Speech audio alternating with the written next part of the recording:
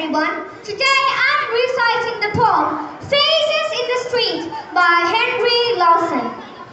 They lie, the men who tell us in a loud, decisive tone that one is a stranger and that misery is unknown. For where the narrow suburb is and the city proper meet, my window sill is level with the faces in the street, drifting past to the beat of every feet, while I sorrow for the owners of those faces in the street.